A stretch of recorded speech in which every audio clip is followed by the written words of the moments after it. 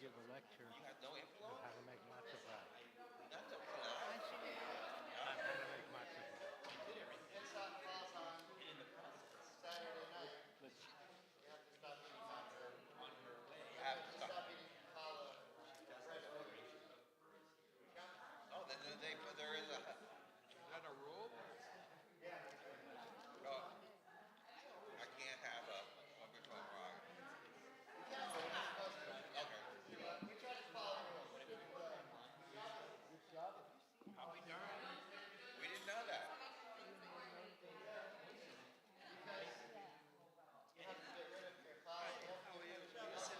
I have not. Why not? Oh. Sit with Sherry. I couldn't have picked a better place. With the little brush and the.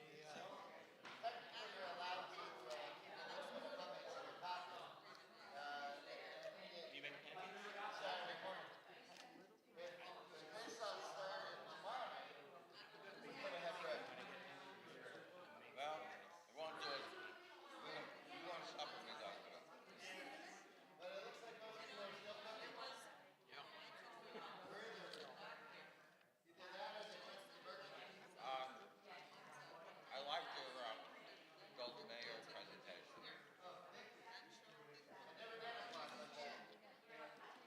I mean, you learned some things about her. She was a gritty lady.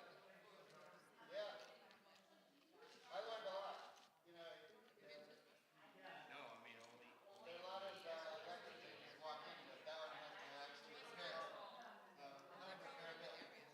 We all did.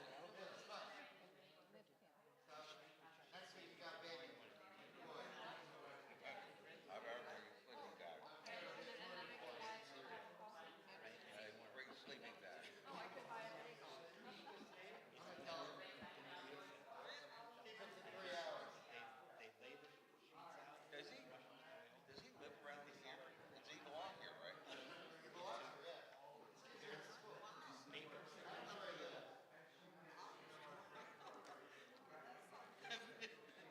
Royal. And hear him speak is impressive. I mean, you speak, you're impressive. He said I read 3 books. He probably recited all 3 books.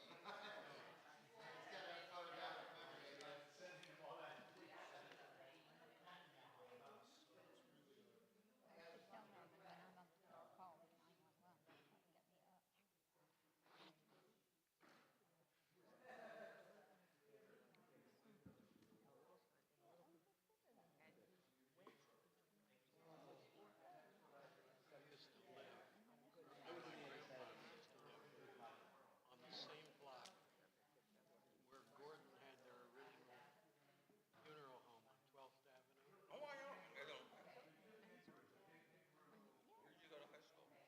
I went to Gables. Well, that's what you told me. We first moved to town, Where were you born? Akron, Ohio. But when we moved to town, Miami was a small town.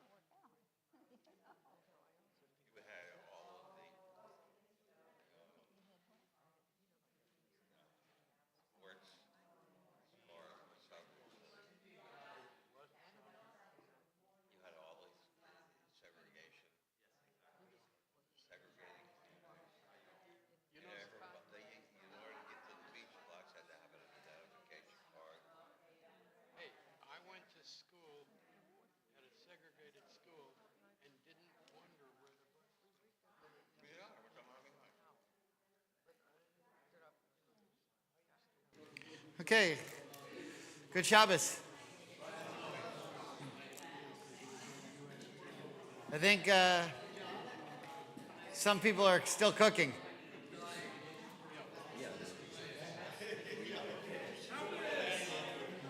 Yeah. Well, when Chag falls on Motzei Shabbos, it's a real stretch for the Reformed Jew.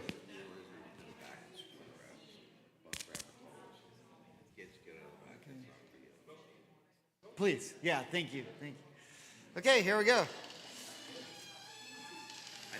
V'shamru b'nei Yisrael et ha-Shabbat Lasod et ha-Shabbat L'dorotam berit olam V'shamru b'nei Yisrael et ha-Shabbat Lasod et ha-Shabbat L'dorotam berit olam Ben Reuven b'nei Yisrael Oti leolam V'shamru b'nei Yisrael et ha-Shabbat Lasod et ha-Shabbat L'dorotam berit olam Ki sheshet yamim Asa Adonai Es ha-shamayim ve'et V'shamru v'nei Yisrael et ha-Shabbat Lasod et ha-Shabbat L'dorotam berit olam Uvayom hashvi Shavat v'nafash Shavat v'nafash Shavat v'nafash V'shamru v'nei Yisrael et ha-Shabbat Lasod et ha-Shabbat L'dorotam berit olam Baruch atah Adonai Eloheinu melech haolam Borei peri hagafen Amen. L'chaim. Wine for the children's theater.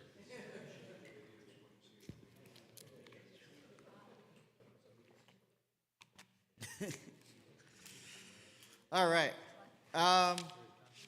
Blessing for Torah study. Baruch atah Adonai Eloheinu melech haolam Asher kidshanu b'mitzvotav v'tzivanu la'asok b'divrei Torah.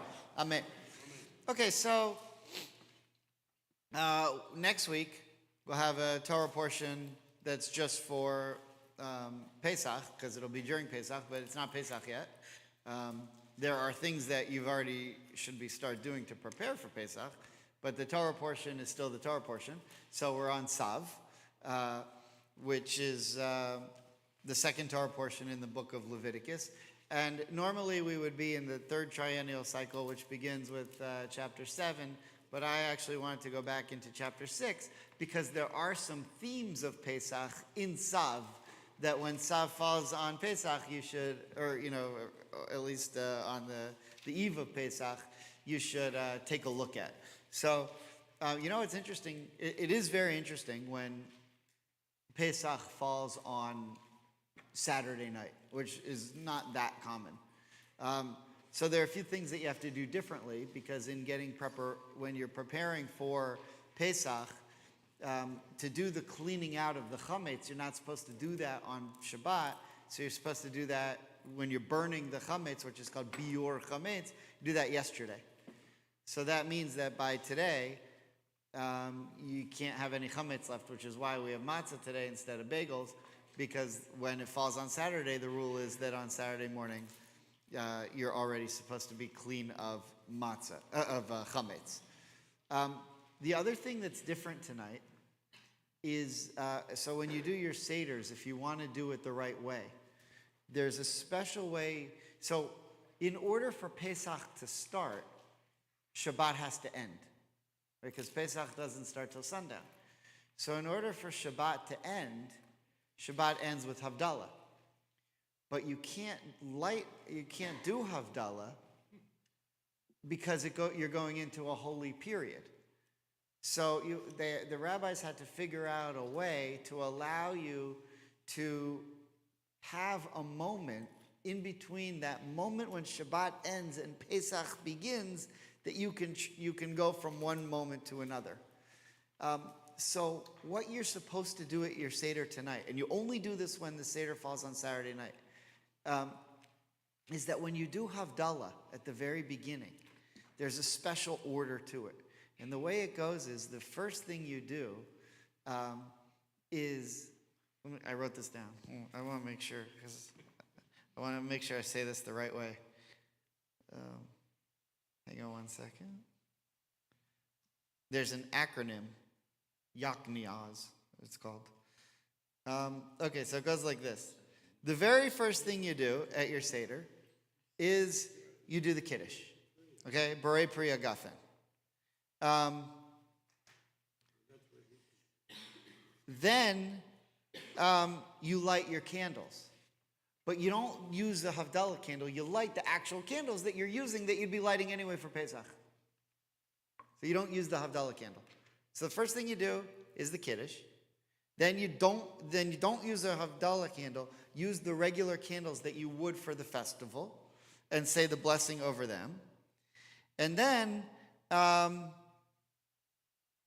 you don't do the spices. And the reason why is because you're not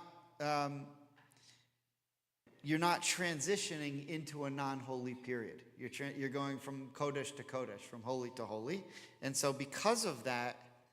the spices are compensation right. for getting out of the Shabbat. Right, which you... Losing the holiness of Shabbat. Exactly. Outside. Right, so there's no spices, and then after the spices, you should do shehechianu. So it's wine, candles, but not a Havdalah candle, the candles for Pesach, and then shehechianu with no spices. So that's now. So Rabbi, The other thing you so you don't light the Havdalah candle at all? no,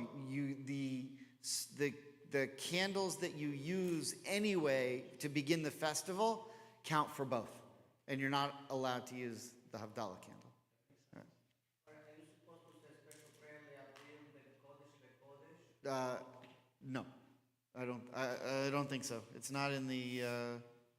I think the shehechianu covers you. As part of that, this Havdalah service, do you say... Oh wait, I'm sorry. Hold on. You do say from Kodesh. You're right. Used Yom Tov candle. I'm glad I wrote this down. After you do the blessings from the candles, Lahadlik Ner Shel Yom Tov, you do Hamavdil Ben Kodesh LaKodesh. So, in other words, the fourth blessing for Havdalah is normally Hamavdil Ben Kodesh Lechol, right? And they say Hamavdil Ben Kodesh Lechol. So instead of saying Hamavdil Ben Kodesh Lechol, you say Hamavdil Ben Kodesh, one type of Kodesh, LeKodesh, and another type of Kodesh. Now you might say, there's another thing you could say, I never do Havdalah anyway, so who cares? Why should I do it differently this time from the way that I usually do it, which is nothing? So, right. So, I want to tell you something. This is a different lecture, but and then I did prepare a little bit on the Torah portion, but I just read a biography on Alexander Schindler, who was the president of the URJ when it was called the UAHC, before Eric Yaffe, who was before the current president, Rick Jacobs. And when Schindler, it's a very interesting biography. It was written by Michael Meyer, who was my history professor at HUC and is generally considered the dean of history of the Reform movement. He wrote a very famous book called From Response to Modernity, which is a very hard book to read.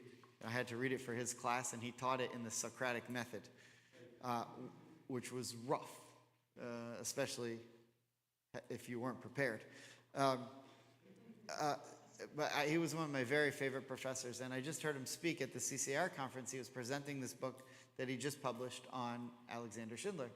And in the beginning of the book, he talks about Schindler's relationship with his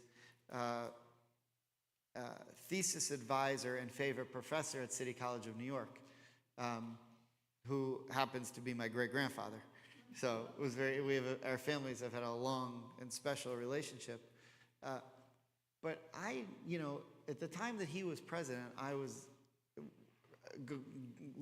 in a Chabad day school and going to a conservative synagogue where my grandfather was the rabbi. And, so when I sort of moved into the Reform movement, Eric Yaffe was president, and now Rick Jacobson. I didn't realize how different Schindler was from Yaffe, and more so than from, maybe not so much Yaffe, but much more so than Rick Jacobs with regard to mitzvot. And his feeling really was that, and he lamented this at the end of his life, that Reform Jews don't do nearly enough mitzvahs and aren't nearly enough connected to mitzvah. I once had this conversation actually with Eric Yaffe when I was a very, very young rabbi, and he was the president of the URJ, and I wasn't really in a position to argue with him, nor did I really necessarily know what I was talking about. But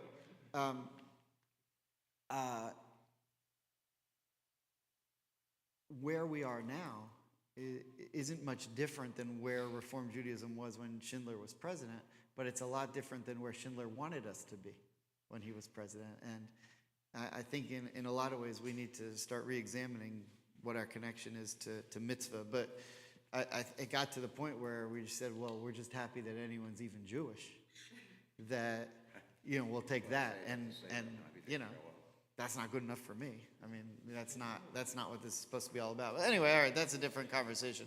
What I did want to focus on, and the reason why I wanted to look a little bit earlier, dip into the second triennial cycle as opposed to the third, is because there's one issue in Tzav that very much deals with Pesach.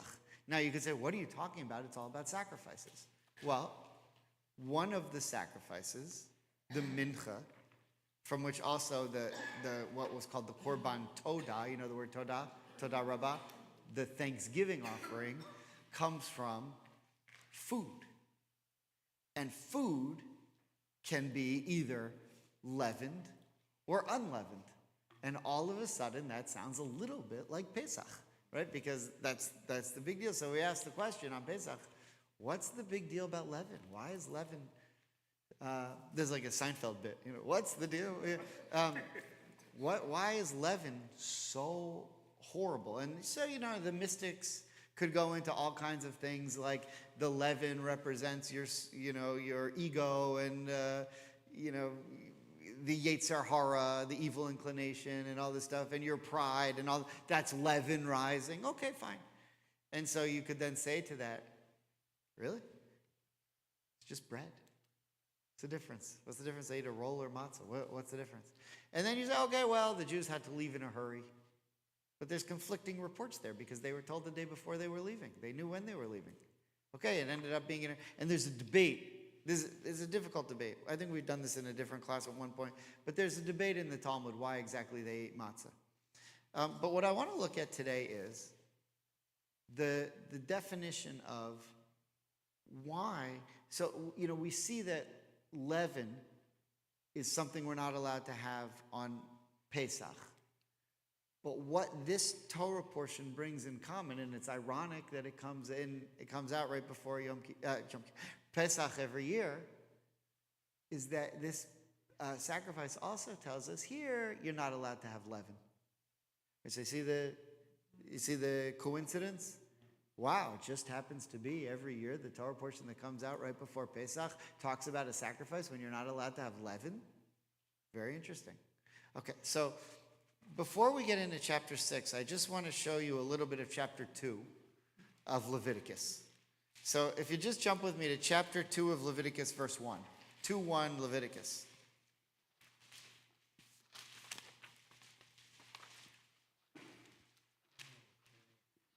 You have it, Norman? Yes. Okay. Okay, could you use the mic? There we go. Okay. There it is, I got it. What page? He's got one. What page are we on? 662 in the new flower. Okay, 762 or whatever. 18 in the Saperstein. Okay, 2-1. Stone, it's 553, okay? Yeah, you go. When a person presents an offering of meal to the Eternal, the offering shall be of choice flour. The offerer shall pour oil upon it, lay frankincense on it, and present it to Aaron's sons, the priests. The priest shall scoop out of it a handful of its choice flour and oil, as well as all of its frankincense. And this token portion he shall turn into smoke on the altar as an offering by fire. Okay, so we're talking about so far, just if you're keeping score at home, we're talking about an offering that's called the mincha. The mincha refers to the meal offering. And so, in other words, there were some sacrifices that were offered as flour, there are two types of sacrifices. There's sacrifices that are animal, and there's sacrifices that are food or produce. Sometimes it's vegetables, sometimes it's flour. In this case, it's flour. So now, when would you offer a meal offering? If you're doing a shlamim, the kind we talked about last week, could be a meal offering. But the main one is a todah. If you're offering what's called the Thanksgiving offering, you want to give thanks for something, it's a meal offering. Okay, it's this kind of flour. So that's what we're talking about so far. Verse 3.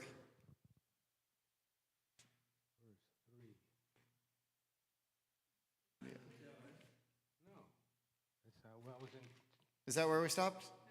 Oh, where did we stop? I'm sorry? I think I was in 17. Okay, yeah, verse 3, right? Chapter 2, verse 3?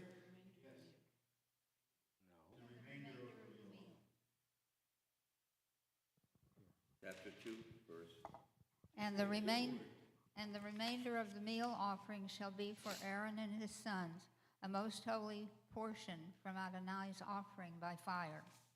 When you present an offering of meal baked in the oven, it shall be of choice flour, unleavened cakes with oil mixed in, or unleavened wafers spread with oil. Okay, now, if you look in the Hebrew, or you can just take my word for it, or you can take Paul's word for it, the Hebrew of unleavened is matzah.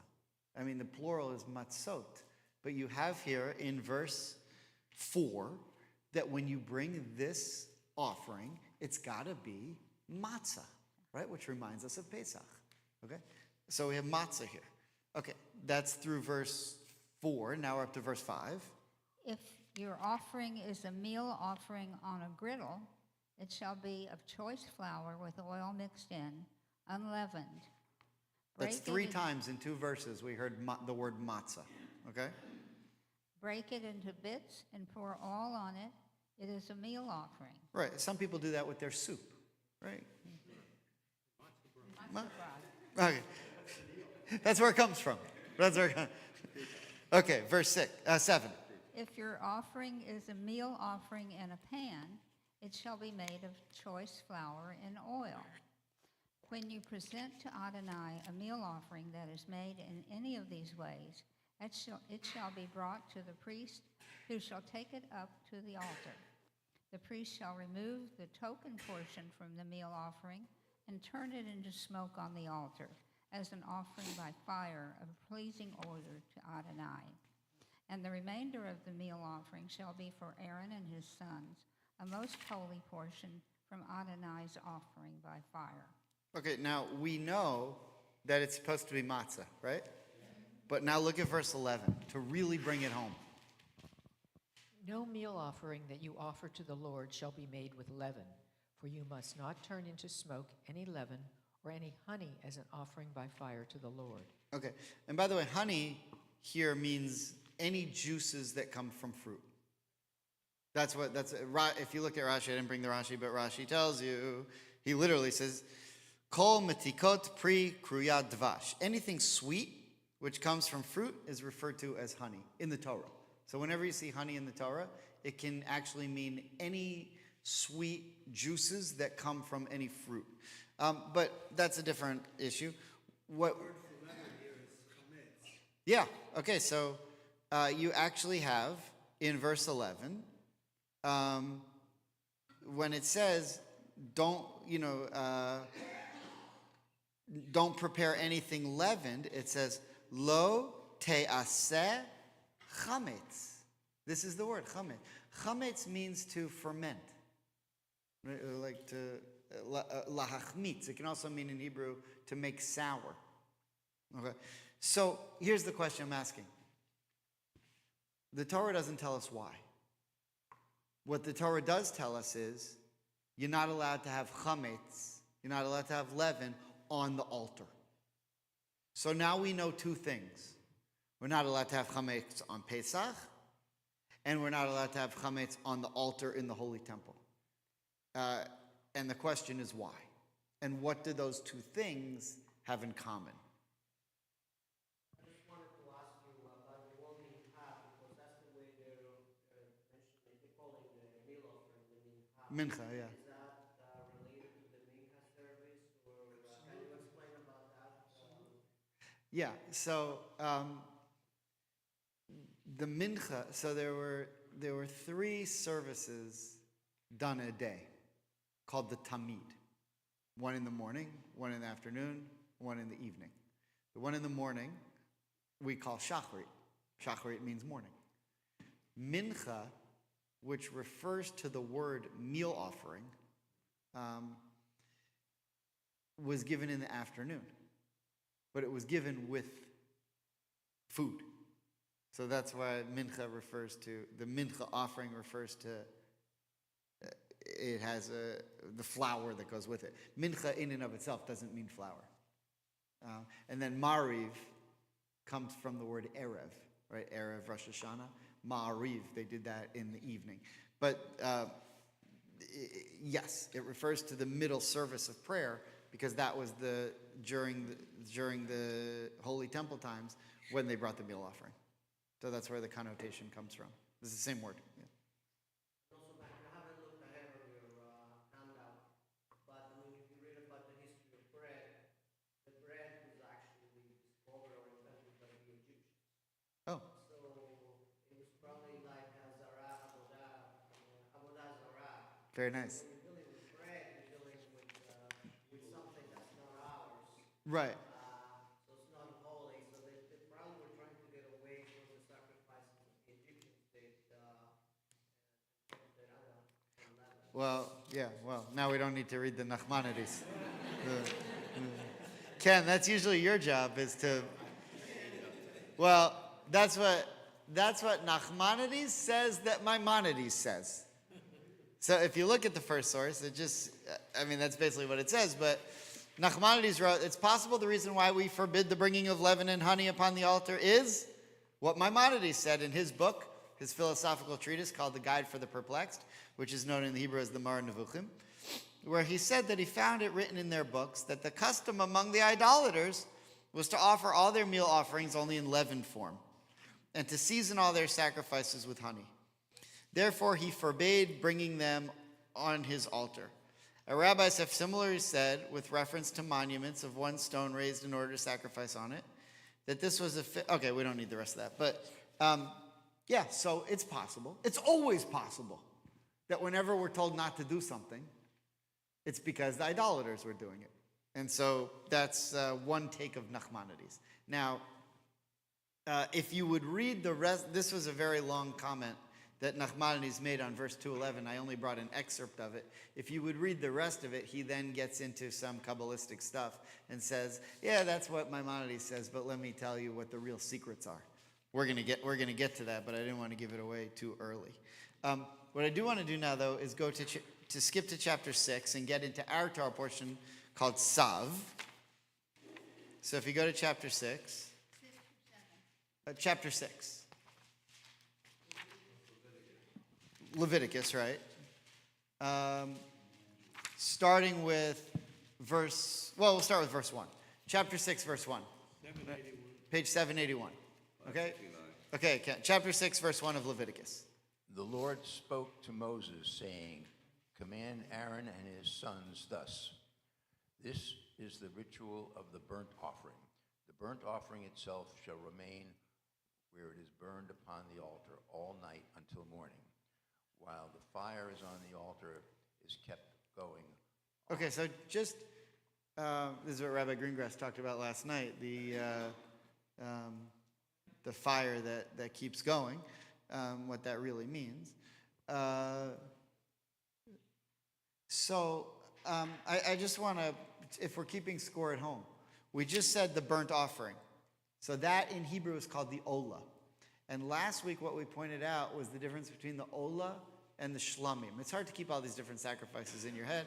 And you might say, I'm not a Kohen anyway, so what do I care? When the temple is rebuilt, I'm not even going to be asked to go in there and shecht any animals and throw any blood, so who cares? But if you want to know what the Torah is talking about, the olah offering is the one it's called olah because it goes up to heaven. It's completely burnt.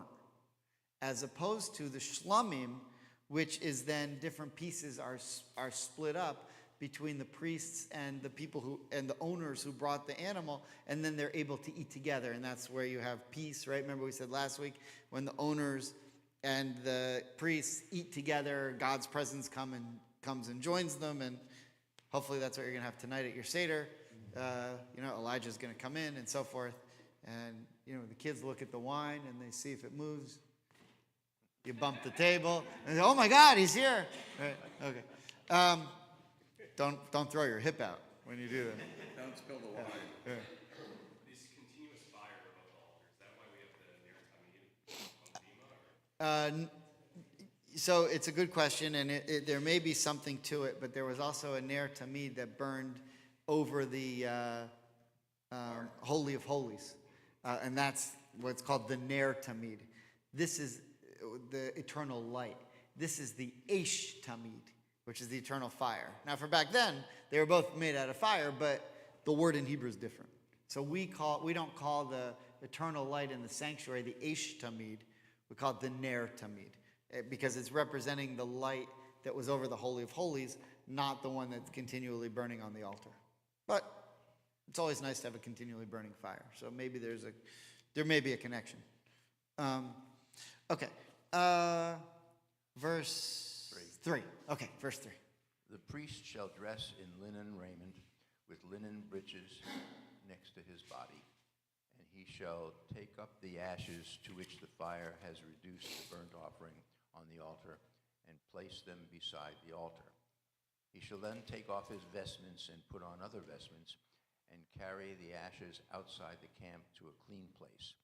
The fire on the altar shall be kept burning, not to go out. Every morning the priest shall feed wood to it, lay out the burnt offering on it, and turn into smoke the fat parts of the offering of well-being. A perpetual fire shall be kept burning on the altar, not to go out. And this is the ritual of the meal offering.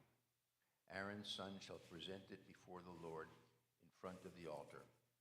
A handful of choice flour and oil of the meal offering shall be taken from it with all the frankincense that is on the meal offering. And this token portion shall be turned into smoke on the altar as a pleasing odor to the Lord. What is left of it shall be eaten by Aaron and his sons. It shall be eaten as unleavened cakes in the sacred precinct. They shall eat it in the enclosure of the tent of meeting. Right, so there in verse 9 we had the word matzah again, right? It's the plural, matzot. But here the Torah is just pointing out again, when you make this mincha offering, this meal offering, make sure that it remains unleavened, to point out that you can't have leaven on the altar. Okay?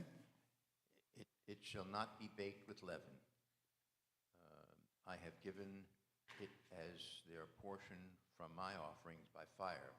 It is most holy, like the sin offering and the penalty offering. Only the males among Aaron's descendants may eat of it, as their due for all time throughout the ages from the Lord's offerings by fire. Anything that touches these shall become holy. Right, and if you touched leaven, that'll be unholy. Okay, so I just want to show you a couple of Rashis on the leaven here. Now, you would think we already know this. We've heard it several times. It can't be chametz, it's got to be matzah. It can't be chametz, it's got to be matzah. Come to verse 10 again. Because we already covered in verse 2. The first chapter we looked at was chapter 2. And chapter 2 told us repeatedly, can't be leaven, can't be leaven, can't be leaven. Now we come to chapter 6 again. Can't be leaven. We know that already. Why are you telling us this? So when ate leaven? The women? The women didn't eat this at all. No, the women didn't eat of it at all. Because in order to be a priest in the temple, only the men were allowed to be the priests. Yeah, but we're only talking about what went on the altar. So on Pesach, no. On Pesach, no. But this is like, could be any time of the year. Right, all year round. So, but you make a good point. If you ever look at a model of the Holy Temple, you see what's called the Ezrat HaNashim, which is the women's courtyard. And that was this, the women could only go so far. By the way, men who weren't priests couldn't go any further either. The only ones who were allowed in there were the men who were priests, but the women weren't allowed to eat from the altar.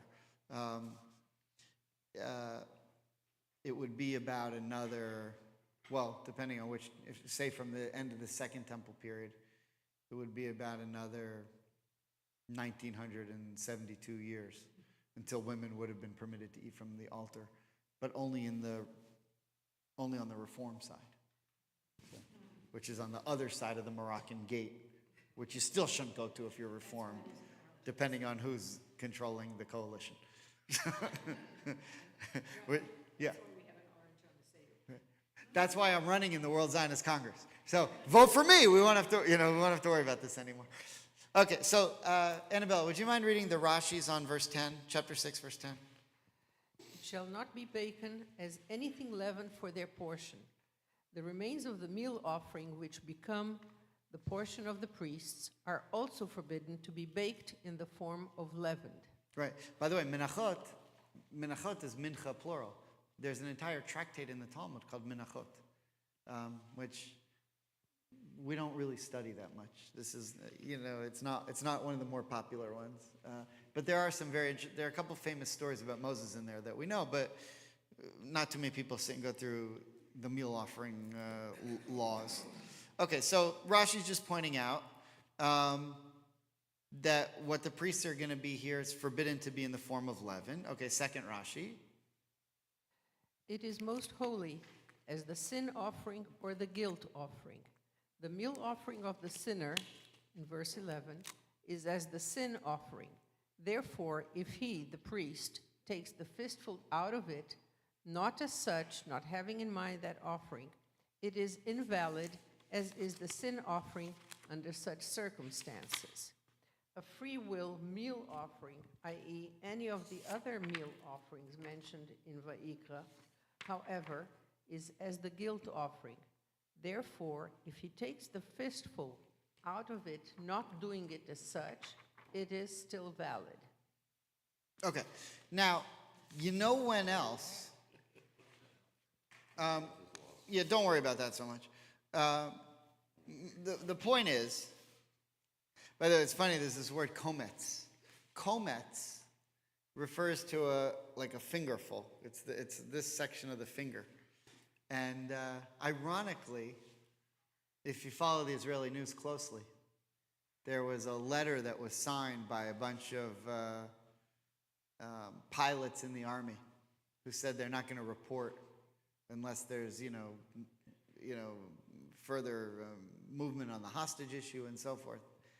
And Bibi lashed out at them because traditionally in the history of the state of Israel, the army is not supposed to get involved with politics.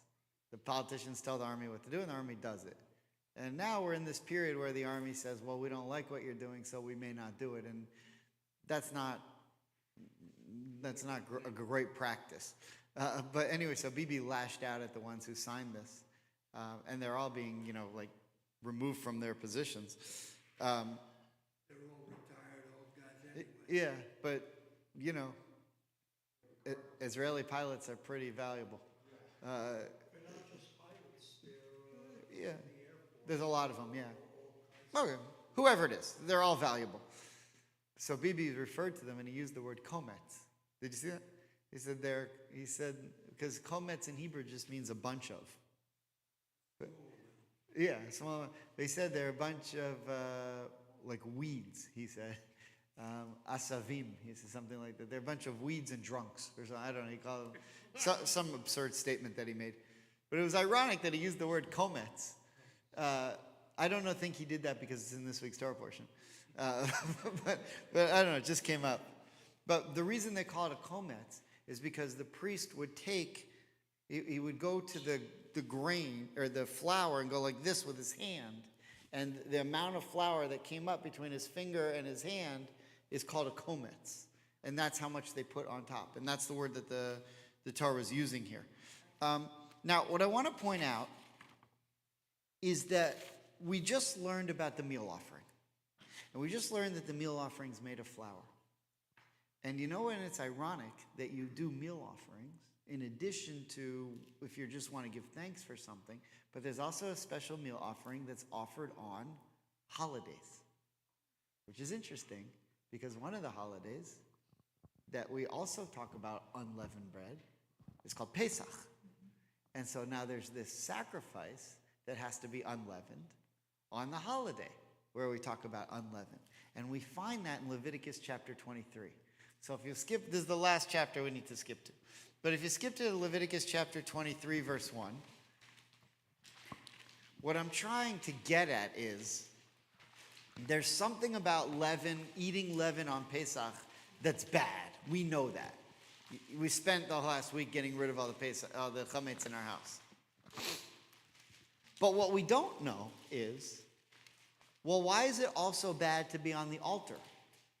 And is there a connection between the reason you're not allowed to have chametz on Pesach and the reason you're not allowed to have chametz on the altar throughout the whole year? That's what I'm driving at so far. We haven't said why. I'm just framing the question of where we're trying to go. Clear so far? Okay. All right. Let's see. Who's got the mic? Joe, do you have the mic? Okay. Chapter 23, verse 1. What page are we on? 927 or 290 if you're using the Saperstein, which is the one I recommend if you don't have stone. 683. The Lord spoke to Moses, saying, "Speak to the Israelite people and say to them, these are my fixed times, the fixed times of the Lord, which you shall proclaim on sacred occasions. On 6 days work may be done, but on the seventh day there shall be a Sabbath of complete rest, a sacred occasion. You shall do no work. It shall be a Sabbath of the Lord throughout your settlements." Okay, so that's Shabbat. I'm not that interested in Shabbat for right now. I'm trying to get to Pesach. Okay, so let's keep going. These are the set times of the Lord, the sacred occasions, which you shall celebrate each at its appointed time. In the first month, on the 14th day of the month, at twilight, there shall be a Passover offering to the Lord. And on the 15th day of that month, the Lord's feast of unleavened bread. You shall eat unleavened bread for 7 days. Okay, so let's just go back to verse 5. In the first month, now we know that the first month is Tishrei. That's when we have Rosh Hashanah. That's the beginning of the year. However, that's because the rabbis reordered the months. And in the Torah, the first month is Nisan. So if we look in verse 5, how often do we get to do this? In the first month, on the 14th of the month, meaning the 14th of Nisan. You know what the date is today? 14th of Nisan. This is it. Today is, if you don't believe me. By the way, this is a great app. It's called Reform Luach. It's a CCAR app. And every day it tells you. You click on it. It's a free app. It's called Reform Luach, Luach. It tells you the date, the Hebrew month, the Hebrew year, the regular date, and the Torah portion. And it's a nice thing to have. And at this time of year, the background is matzah. So anyway, but the point is, in verse 5, the 14th day of the month of Nisan, that's today. Right? So, which means what? When does Pesach start? The 15th of the month. Right? But you can't shecht your korban. In other words, everybody had to bring their sacrifice to the holy temple so that they would have their meat when they went to their Seder. So if you waited till sundown and everyone brought their meat at sundown, there wouldn't be enough time for everyone to bring their Seder, to bring their meat to their Seder. So what used to happen in ancient times was people brought their meat during the morning and during the day, and got their meat and took it back to their house for that evening. So my point is that the preparation for Pesach begins on the 14th. And the holiday starts when the sun goes down, which then becomes the 15th. But all day the 14th, you're actually preparing. Now, this year we have a problem, because this year the 14th is Shabbat. And so you had to do the preparations, most of them, yesterday, and getting rid of your chametz. But what you see here is, this is the command. In the first month, on the 14th of the month, toward evening, is a Pesach to Hashem. What is Pesach? Pesach is the word that refers to the paschal offering. So why does it say the 14th? Because during the day on the 14th, you're getting your offering ready. Right? So that's why we're talking about the 14th, because you might say to me, why is it talking about the 14th? We know that Pesach starts on the 15th. Well, because on the 14th, you need to get your animal ready. That's why we have this verse. Okay, so now we're into Pesach, verse 6. Now we're going to get into matzah. And on the 15th day of the month, the Lord's feast of unleavened bread. You shall eat unleavened bread for 7 days. The first day shall be for you a sacred occasion. You shall not work at your occupations. 7 days you shall make offerings by fire to the Lord. The 7th day shall be a sacred occasion. You shall not work at your occupation. Right, so what day is the sacrifice brought? The 14th. The sacrifice is actually brought the 14th because it needs to be sacrificed and given you your meat so you can take your meat back to your Seder. Now, by the way, this is very interesting rules. When you brought your sacrifice, only one person at your Seder had to bring it to the Holy Temple. And then you take the meat back. And when you got to the Holy Temple, you had to tell them, everyone who's registered at your Seder. So you had to give the priest a list and say, this piece of meat that you're handing me now, that I'm taking to my house on 6 Jabotinsky Street, over there in Jerusalem, this piece of meat, the Finkelsteins are going to be there. They're everywhere. Right? Not Jacob, he's away at Syracuse, but the rest of them are going to, I don't know, it was a joke. But the Schwartzes are going to be there, and they wrote down the names. And then you take the meat back, and they would go and eat it. And all the Seder was you eat the meat, you tell the story, you eat some matzah, and eat some maror with the meat. That was it. There was no Haggadah yet. The Haggadah didn't come till after the temple was destroyed. But during the time, the point, what Seder was, and they didn't call it Seder, they just called it the Passover meal. Now, again, I told you, the Christians, whether the Last Supper was a Seder, we don't think so. Because when they took Jesus away and they said, this is the Last Supper, he said, how is this the Last Supper? Don't we have another one of these tomorrow?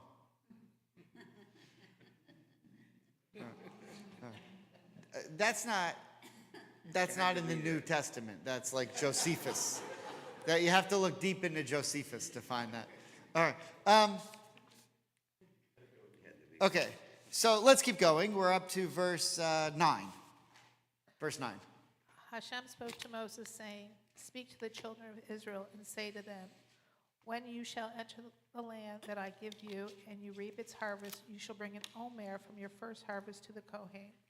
He shall wave the omer before Hashem to gain favor for you on the morrow of the rest day of the Kohen. He shall wave the omer before Hashem to gain Okay, so favor for you. this harvest, what does that have to do with Passover? No, but you're on.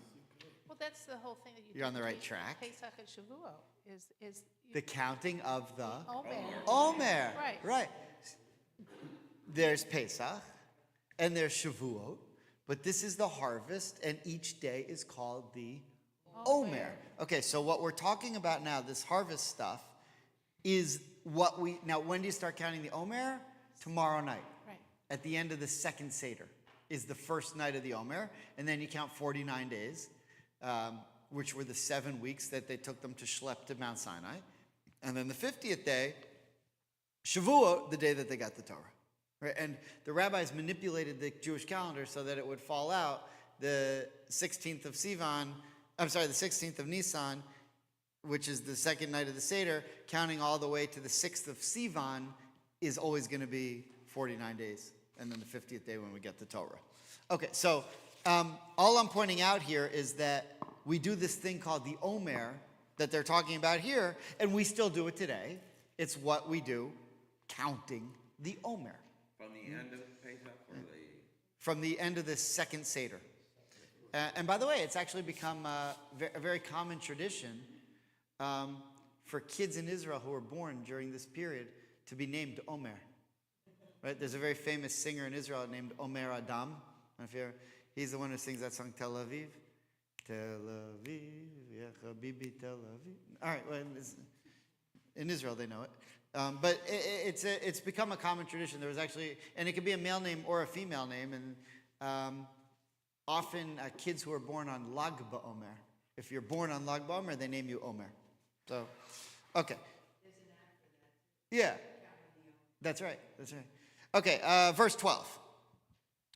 On the day you wave the Omer, you shall perform the service of an unblemished lamb in its first year as an elevation offering to Hashem.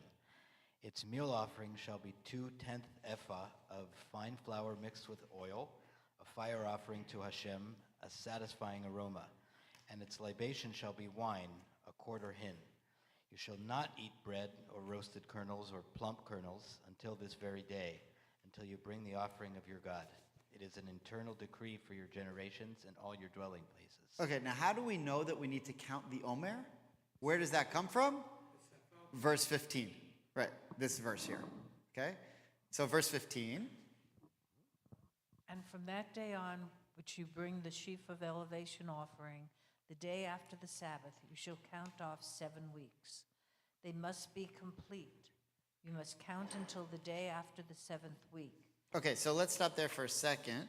If you look on the sheet, the bottom of the first page, Rashi, Leviticus 23:15, from the morrow after the day of rest, means from the morrow after the first day of the Passover festival.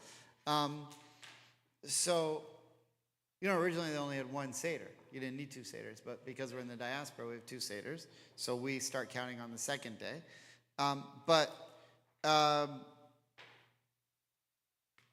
What Rashi's saying is, from when Passover ends, you count, we just said this, but you count the Omer, and when you finish the Omer, then it's Shavuot. Okay, so there's Pesach, there's the Omer, which represents really, this was later from the rabbis, but later, so let me say it this way. The rabbis tell us that 7 weeks after they left Egypt, they got to Mount Sinai and got the Torah.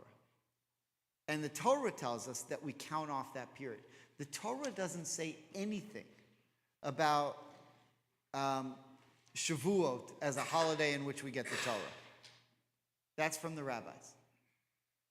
Okay, if you look here, there's nothing here about getting the Torah. All it tells us is that you count 7 weeks, and then seemingly at the end of 7 weeks, something's going to happen. So the rabbis tell us, you know what happened? They got to Mount Sinai and they got the Torah. But all the Torah is telling us is, from the time of Pesach, from the time that after Pesach starts, you need to count your harvest. It's harvest season. And so you need to count your harvest and thank God for it and offer a sacrifice. Okay, so now we've just pointed out that,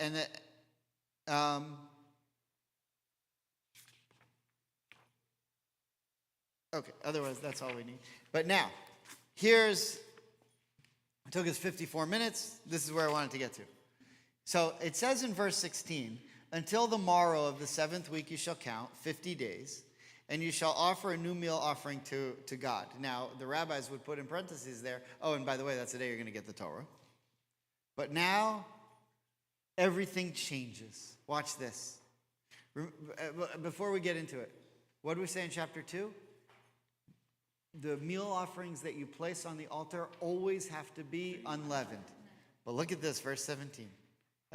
Judy, will you pick up verse 17? You shall bring from your settlements 2 loaves of bread as an elevation offering. Each shall be made of 2/10 of a measure of choice flour, baked after leavening. What's the word? Chametz. So it says lechem. You have to bring bread. And here on Shavuot,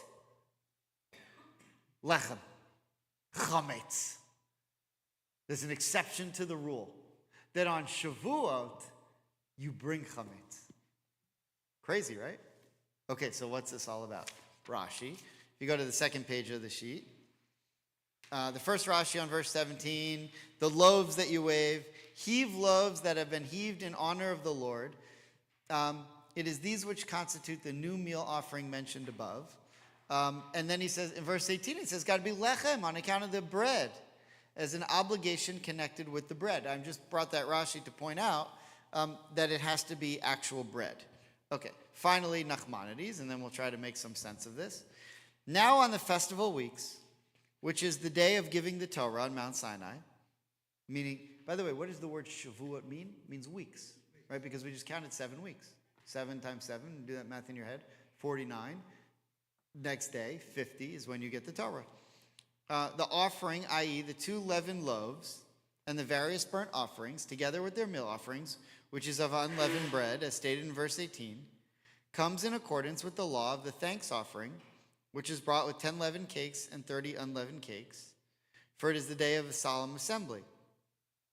Now he's going to give some Kabbalistic. Nachmanides is very Kabbalistic.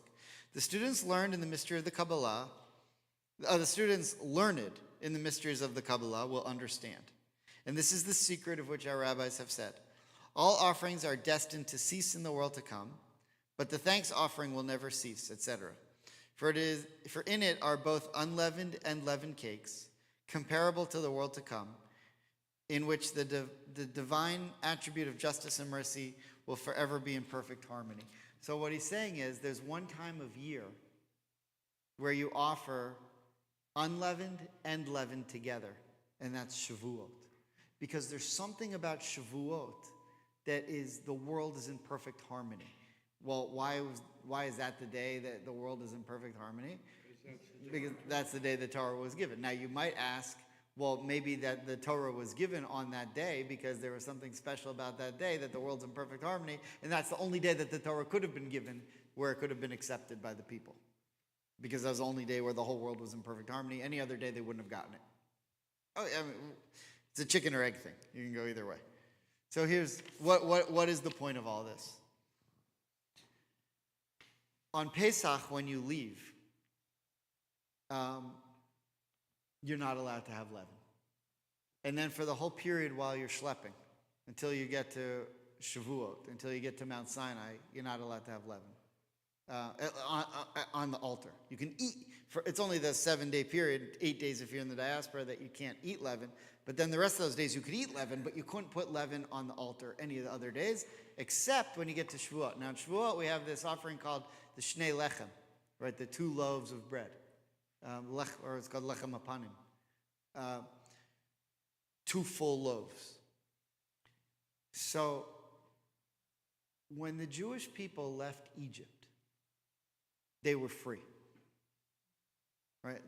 That's the holiday, right? It's freedom. Actually, if you're at the men's Seder, or if you're going to be at the Seder, the second Seder here tomorrow night, my theme this year is to point out that the Seder, when the Seder came, when the first Pesach, okay, we're free, we left Egypt, but when the Haggadah was written, the Jews were slaves. Right? It was written in the first third of the 2nd century CE, after the Romans had destroyed the Second Temple, and the Jews were slaves to the Romans. And the reason they say at the end, L'shana haba b'Yerushalayim, next year in Jerusalem, is because they weren't in Jerusalem. I mean, some of them might have been, but the temple was destroyed, and they wanted to go back and rebuild the temple. Yeah? You're talking about the Haggadah. If you are in London and you go to the British Museum, they have a room called the Manuscripts Room. In it is Maimonides' original Haggadah. Oh, yeah? Wow, that's cool. Very cool. Okay, so here's what all this means. When you leave Egypt, you're free. And you're eating matzah because you've been redeemed. but you're still eating what we call matzah at the Seder is lechem oni. Anyone know what lechem oni is? Think about it when you hear it tonight. The food of the poor people. So you would think, if you were free, that you would, the symbol of what you're eating, I mean, the symbol of, in many ways, the symbol of Pesach is matzah. And if you're eating matzah at the moment that you're free, you would think that God would have said, no, don't eat matzah. Matzah is what you ate when you were slaves. But now that you're free, eat leavened bread, eat cake, eat something, fancy. But they don't do that. And not only that, they say that there's something wrong with that leaven, that not only are you not allowed to eat it now that you're leaving Egypt, you're going to eat matzah, but I don't ever want you to offer it to me either. When you put it on the altar, I don't ever want it either, because there's something intrinsically wrong with it. Or maybe there's nothing wrong with it. Maybe it's just not appropriate until it is appropriate. So we saw in chapter 2, you're never allowed to eat leaven, but then we see here in chapter 23, except one time. And that's the day when you get the Torah. And so if you think you're free when you left Egypt, you're sort of free. You're beginning the quest towards freedom, but a Jew can never be free until you get the Torah. Once you get the Torah, then you've achieved salvation, and then you can eat bread. But only when the whole world's in harmony. And if you think the whole world can be in harmony when you don't have the Torah, you're missing the point. Because you're free now, and you're free to serve God, but you don't know yet how. You see? So until you get the Torah, now you know how to serve God. Now you know how to be free. So here's the difference. Pesach is about the concept of understanding that there is freedom in the world. Shavuot, getting the Torah, and it's the march towards Mount Sinai and getting the Torah. But Shavuot and getting the Torah is the completion of not only understanding what freedom is, but learning how to use it and how to bring it into the world. So I think if that's a very powerful lesson in and of itself. But if you were to juxtapose it today, I think you can achieve something, but not yet have achieved anything. Right? In other words, you could be elected president, and on day one, you haven't accomplished anything. Right? You could found the state of Israel on May 14th, 1948, which in and of itself is a massive achievement. But if you say, okay, we've done it, we're here, we're good, that's it, then you haven't really done anything yet. Now you look 76 years later and you say, holy cow. We cured this, we cured that, we created this, we created that, we did this, we did that. And so I think Passover is about setting goals for yourself or for the world. And Shavuot is about achieving them. And there's a huge difference. So if you set a goal for yourself, that's wonderful. Okay, we want to be free. We don't want to be slaves in Egypt anymore. Okay, that's great. But what are we going to do with it? And this is in some ways how we started the conversation when I was talking about Alexander Schindler. And I think he would have said, okay, it's great that we've made this other movement now that's not Orthodox. Because now we can have women who are rabbis. And now we can have gay marriage. And now we can have patrilineal descent. And now we can drive to shul. Now we can do all of these things.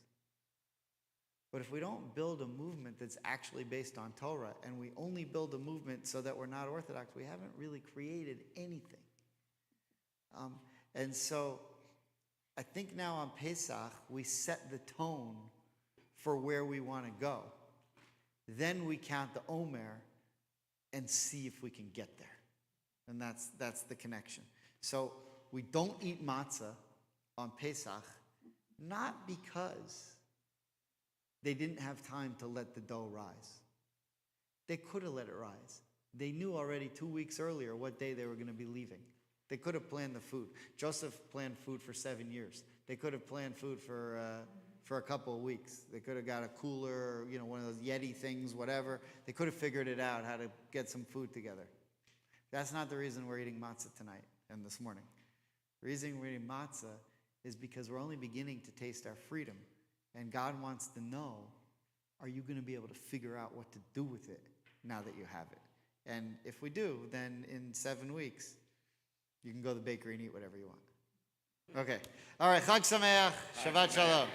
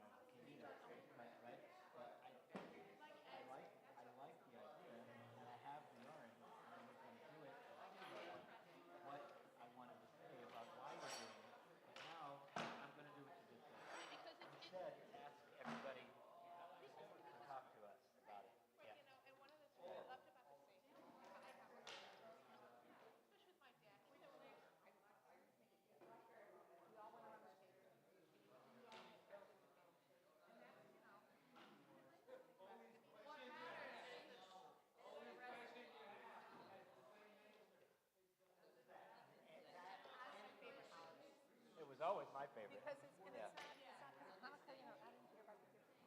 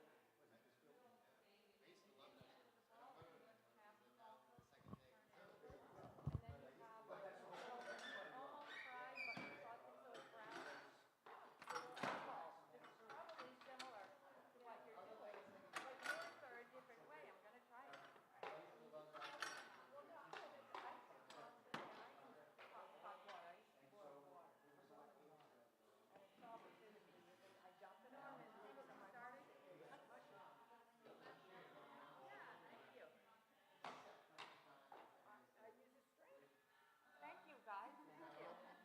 I use a strainer, so it's not wet, and then I put the eggs, the scrambled eggs.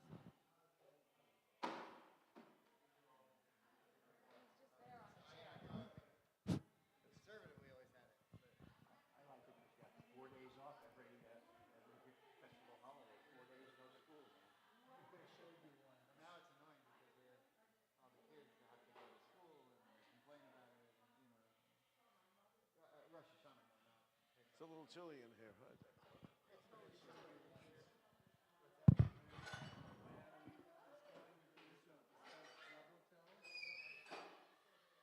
stopped by Alex Shinder's office, who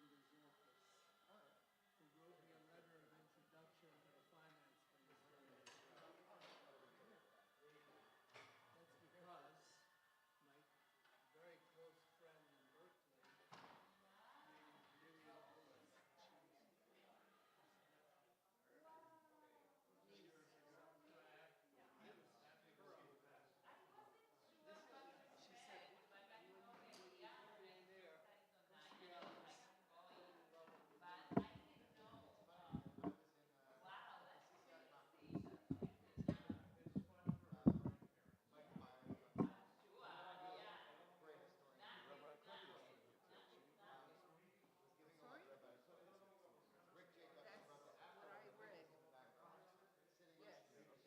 That's what it's supposed to be.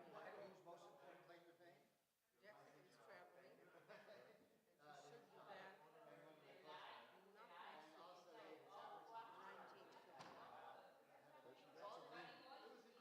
She went to the West Coast with her boyfriend, who has never been there, so she took her Jewish vacation, paid by herself. Check. Testy 1 2. Check. Testy 1 2.